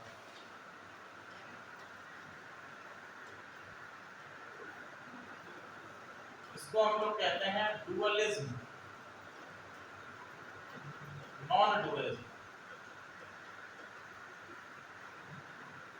द्वैतवाद क्या है?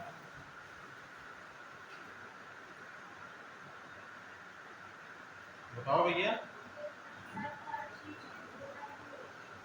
हाँ, हर चीज के दो पहलू। ईश्वर को मानने वाला और ना मानने वाला। ईश्वर को मानने वाला ना मानने वाला तो अलग है, ठीक है। वो तो क्या कहते हैं उसको, नास्तिक और आस्तिक। नास्तिक वो है जो ईश्वर को ना माने, आस्तिक वो जो ईश्वर को माने। यहाँ पर द्वैतवाद और अद्वैतवाद की बात हो रही है। देखो भैया, भक्ति मूवमेंट के अंतर्गत ही दो आपकी चीजें बताएगी। पहले बताएगी कि आत्मा जो आप स्वयं है, आत्मा या हम लोग कह सकते हैं क्या है, व्यक्तिगत है, व्यक्तिगत या इंडिविजुअल। दूसरा बताया गया ब्रह्म, या हम लोग सिंपल इसको कहते हैं ब्राह्मण। ये ब्राह्मण को नहीं, अभी हम बताया था ब्राह्मण को नहीं, ब्रह्म मतलब पूरा ब्रह्मांड या हम ईश्वर के तौर पर मानते हैं, ठीक है। तो एक जब हम बात करते हैं डुअलिज्म की, ठीक है, भक्ति में ही बात करते हैं जब डुअलिज्म की, तो डुअलिज्म में कहता है कि आत्मा या व्यक्ति जो है और ब्रह्म या ब्राह्मण या ईश्वर जो है, ये दोनों ही क्या है, अलग अलग आइडेंटिटी है। ये क्या है, अलग है, डिफरेंट, द्वैत है, दो है, ठीक है। ये एक दूसरे से अलग है। एक दूसरे से अलग होना क्या है, द्वैतवाद है। और एक दूसरे के साथ में जुड़ जाना, मिल जाना, यही क्या कहलाता है, अद्वैतवाद है, नॉन डुअलिज्म है। जैसे अभी हम लोगों ने बात करी निर्गुण में कि भैया क्या है, ईश्वर हर जगह विद्यमान है, व्यक्ति के अंदर भी ईश्वर है। तो ये क्या है, नॉन डुअलिज्म, कि ईश्वर अलग नहीं है, आत्मा से ईश्वर अलग नहीं है, आत्मा में ही विद्यमान है।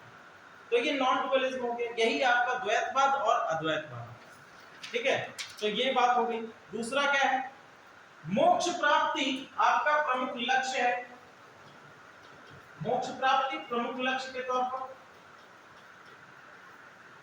मोक्ष प्राप्ति के बाद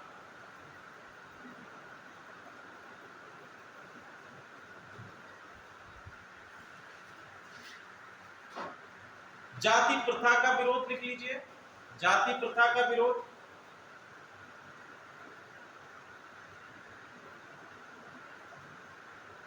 और भक्ति आंदोलन के अंतर्गत महिला और पुरुष दोनों को मोक्ष का अधिकार, महिला और पुरुष दोनों ही को मोक्ष का अधिकार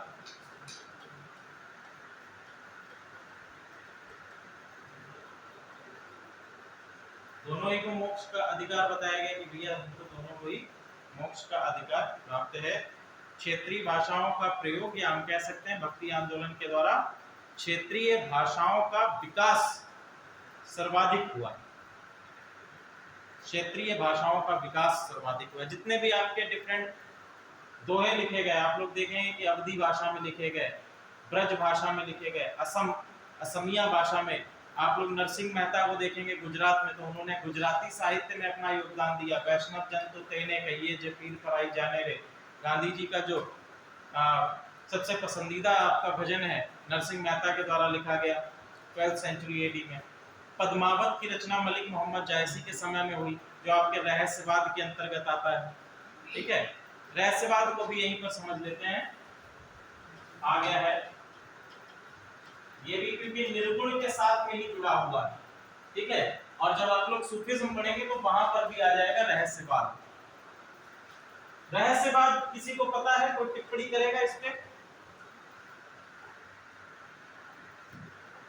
हाँ बताओ भैया, अभिषेक जी, वकील साहब, रहस्यवाद क्या है? रहस्य देखो हमने कहा एक व्यक्ति है, उदाहरण समझिएगा, एक व्यक्ति है और यहाँ पे एक आइडेंटिटी है जिसको हम लोग एक शक्ति या एक ईश्वर मान रहे हैं, ठीक है? निर्गुण में जब हम लोग बात करते हैं तो अब इस व्यक्ति का ईश्वर के प्रति प्रेम है, लेकिन ये किसी प्रकार की मूर्ति पूजा और प्रेम भी कैसा? अकाट्य, इतना अधिक अगाध प्रेम, ठीक है, जिसकी पराकाष्ठा नहीं है, इतनी भक्ति, लेकिन उसका कोई ऑब्जेक्ट नहीं है। ऑब्जेक्ट समझ रहे हैं कि आप ईश्वर तो है लेकिन हम उसको किस रूप में मान रहे हैं? निराकार के रूप में। हमने उसको ऑब्जेक्टिफाई नहीं किया है, हमने उसको पदार्थवादी संज्ञा नहीं दे दी, हमने उसको मूर्ति के तौर पर नहीं बनाया। तो ये प्रेम किसके प्रति है? यही रहस्य को उजागर करता है, ठीक है, यही कहलाता है रहस्यवाद, ऐसा प्रेम जिसका कोई ऑब्जेक्ट ना हो, ठीक है, यही क्या कहलाता है? रहस्यवाद कहलाता है। हिंदी साहित्य में आप लोग पढ़ेंगे, कवियों के नाम पढ़ेंगे, जैसे हजारी प्रसाद द्विवेदी हैं, रहस्यवाद के कवि हैं, ठीक है। इसके बाद आपके रविंद्रनाथ टैगोर, जिनकी रचना है गीतांजलि, ठीक है, जिसके लिए उनको नोबेल पुरस्कार भी मिला है, तो वो भी आपके किसके हैं? रहस्यवाद के कवि। ये क्वेश्चन आपका एग्जामिनेशन में पूछा जाता है, वनडे एग्जामिनेशन में यूपीएससी और पीसीएस में पूछा जाता है कि ये किस उसके कवि हैं, ठीक है, या किस उससे लेखक हैं, तो रहस्यवाद के लेखक हैं। क्लियर है? चलो, तो रहस्यवाद समझ में आ गया। इसके साथ साथ भक्ति आंदोलन में व्यक्तिगत ईश्वर की अवधारणा की बात करी गई है। व्यक्तिगत ईश्वर,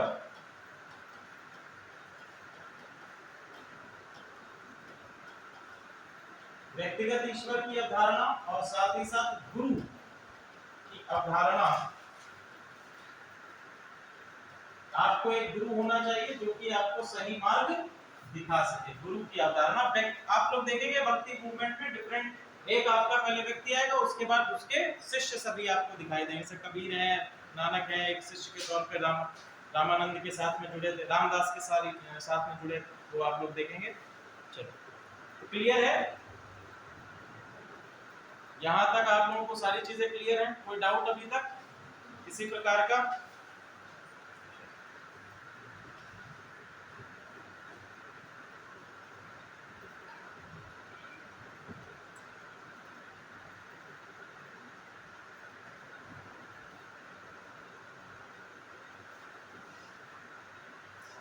अब हम लोग बात कर लेते हैं कि आपके डिफरेंट कौन कौन से संत रहे हैं भक्ति आंदोलन के प्रमुख, भक्ति आंदोलन के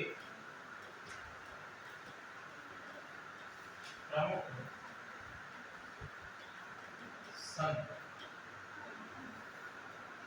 ठीक है, भक्ति आंदोलन के प्रमुख संत। पहले हैं आदि शंकर, पहले आपके हैं आदि शंकर।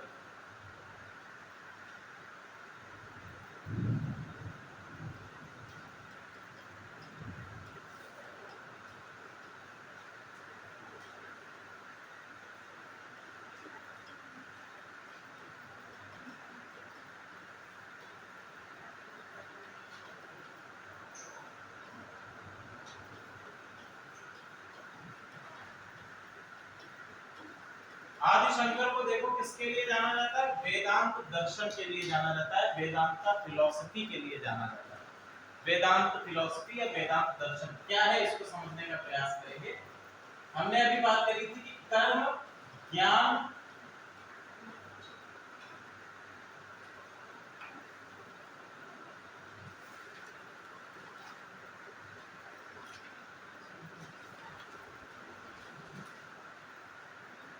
सॉरी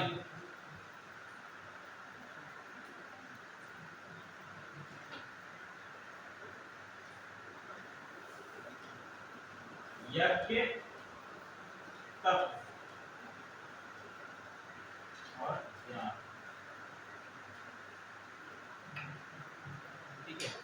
अब देखो, समझने का प्रयास करेंगे। जो आपके वेदांतों में आते हैं, वेदांतों में जैसे आपका ब्राह्मण है, अरण्य है और उपनिषद है, ठीक है। वेदांत का मतलब क्या है? वेद आपके चार हैं, आपको पता है, और इसके बाद वेदों को व्याख्या करने वाले जितने भी, ऐसे आपका ब्राह्मण है, अरण्यक है, उपनिषद है, तो डिफरेंट टाइप्स ऑफ ये स्क्रिप्चर्स जो हमको प्राप्त होते हैं, इनको हम लोग कहते हैं वेदांत, ठीक है। अब जैसे शुरुआत में हम लोग देखेंगे कि ब्राह्मण है, तो ब्राह्मण ग्रंथ जो है, ब्राह्मण ग्रंथों के नाम हम लोगों ने पढ़े थे। शतपथ ब्राह्मण है, गोपथ ब्राह्मण है, ठीक है, ये सभी आपके ब्राह्मण ग्रंथों में तो आते हैं। तो ब्राह्मण ग्रंथ कहते हैं कि साल्वेशन, आपको मोक्ष प्राप्ति किससे हो सकती है? यज्ञ के माध्यम से हो सकती है, ठीक है। अरण्य जो है आपके, ये कहते हैं कि तप करके हमको क्या में प्राप्त हो सकता है? अरण्य मतलब जो जंगलों में लिखे गए, और जंगलों में कौन लिखेगा इनको? जंगलों में कौन लिखेगा? जो मुनि है, सेजेस हैं, और इनका प्रमुख कार्य क्या है? साल्वेशन के लिए क्या कर रहे हैं? तप कर रहे हैं, तपस्या कर रहे हैं। तो इन्होंने कहा कि ब्राह्मणों के अरण्य के माध्यम से हमने कहा कि मुख्य क्या है? आपका तप है, और तप के माध्यम से हम मोक्ष प्राप्ति कर सकते हैं। और उपनिषद क्या कहते हैं? उपनिषद कहते हैं कि भैया ज्ञान प्राप्ति का, सॉरी, उपनिषद कहता है कि मोक्ष प्राप्ति का जो मार्ग है वो आपका है ज्ञान प्राप्ति। यदि आपको ज्ञान प्राप्ति हो गई तो आपको मोक्ष की प्राप्ति हो जाएगी। अब ज्ञान प्राप्ति है क्या? ज्ञान प्राप्ति क्या है? जो किताबों में है वो ज्ञान नहीं। ज्ञान प्राप्ति का अर्थ है आत्मा का ब्रह्म से जुड़ना, आत्मा का ब्रह्म से जुड़ना, और साथ ही साथ जो आपका जीवन चक्र है या पुनर्जन्म चक्र है, जो आपका लाइफ साइकिल है, इससे क्या मुक्त हो जाना, यही क्या कहलाता है?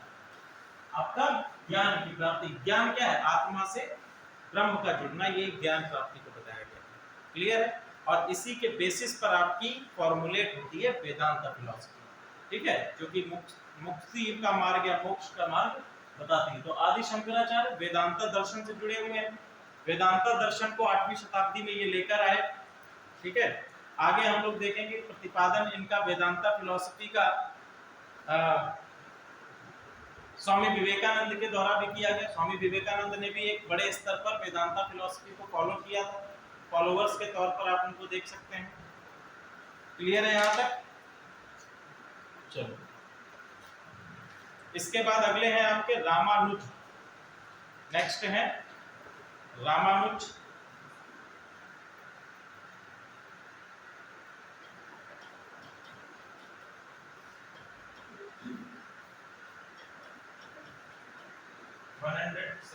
टू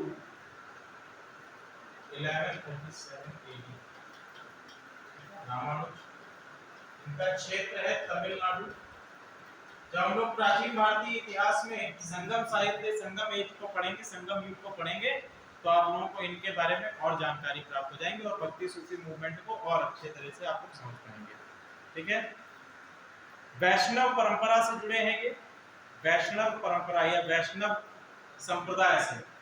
संप्रदाय ध्यान रखिएगा किससे जुड़े हैं, इससे रिलेटेड बहुत सारे क्वेश्चन आपसे पूछे जा सकते हैं कि भैया पर्टिकुलर आपके सेंट जो है किस संप्रदाय से हैं। इससे रिलेटेड यही आपसे क्वेश्चन पूछ लिया गया कि बताइए जो रामानुज है ये किस संप्रदाय से जुड़े हैं या किस संप्रदाय से बिलोंग करते हैं। ये डायरेक्ट क्वेश्चन आपसे पूछा जा सकता है। तो किस संप्रदाय से बिलोंग करते हैं? वैष्णव संप्रदाय से बिलोंग करते हैं, ठीक है। वेदांत दर्शन के अंतर्गत विशिष्ट द्वैत संप्रदाय का प्रतिपादन इन्होंने किया है। वेदांत दर्शन के अंतर्गत विशिष्ट द्वैतवाद, विशिष्ट द्वैतवाद को प्रतिपादन इन्होंने किया है। एक मंदिर का नाम लिखिए, श्रीरंगम रंगनाथ मंदिर, श्रीरंगम रंगनाथ मंदिर।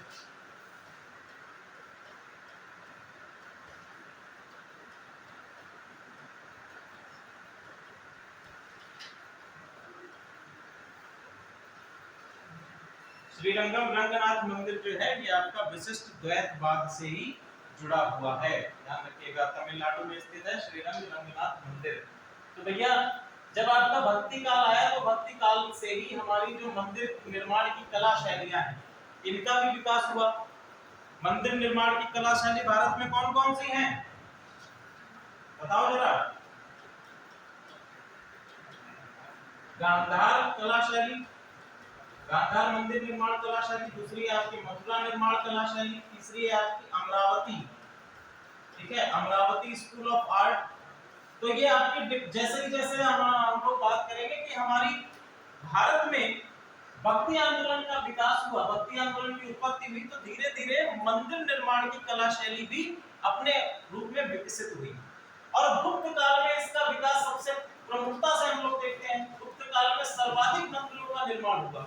तो यहाँ पर हम लोग गुप्त काल से सर्वाधिक रूप से आप लोग विकास देखेंगे किसका, मंदिर निर्माण की कला शैली का। 3 कला शैली भारत में पाई जाती है, गांधार कला शैली, मथुरा निर्माण कला शैली और अमरावती स्कूल ऑफ आर्ट। ये तीनों ही किससे संबंधित हैं, मंदिर निर्माण कला शैली से संबंधित हैं। मूर्ति निर्माण कला शैली से भी संबंधित हम लोग देखेंगे। मूर्ति निर्माण में भी गांधार कला शैली मिलती है, मथुरा कला शैली मिलती है, अमरावती स्कूल ऑफ आर्ट मिलता है, ठीक है। इसको हम लोग आगे पढ़ेंगे। चलिए ब्रेक ले लीजिए थोड़ा, फिर हम लोग डिस्कस करेंगे।